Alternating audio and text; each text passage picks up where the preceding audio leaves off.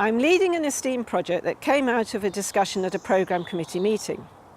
The point of contention was the poor retention on the Level 2 programming module, and this was blamed on the students either not being adequately engaged in their Level 1 studies or not being adequately prepared by their Level 1 studies. At the same time as we started the investigation, the faculty introduced a bridging course for those students. So, what did we do? 3 things. Firstly, a survey of those students just completing their first Level 2 programming module.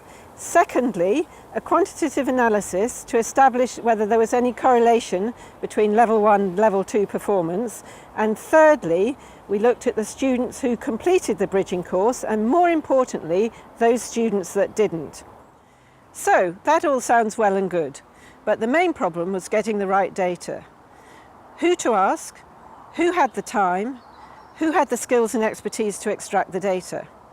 My colleague, Helen Jeffries, did the bulk of the data analysis. So, Helen, let's review the quantitative analysis. What did we find out from the student survey? Well, from the survey, we found that visual programming was very effective at Level 1 for university programming. Okay, so the impact then is that the faculty's decision to continue to use visual programming seems to be the right one. Definitely. Okay, excellent. And what then did we go on to find out about the student performance at Level 1 compared to Level 2? Right, well, the situation here is complicated. If you did well at Level 2, then it's quite likely you'd already done well at Level 1. However, students that did poorly at Level 1, there's no correlation with how they perform at Level 2. So the impact of that then, it is a very complex picture, and we really need to know our students well?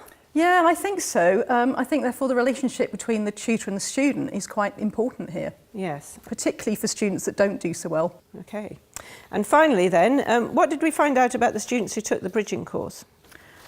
Students who took the bridging course had already done well at Level 1, so therefore we would have predicted that they were going to do well at Level 2. However, students that did poorly at Level 1 just didn't sign up for the bridging course, so we couldn't help them. So the impact here for the university is that we really need to make sure that the right students are doing bridging courses and that we have to identify and target those students. Yes, and tutors are generally the people that are able to do that. Absolutely.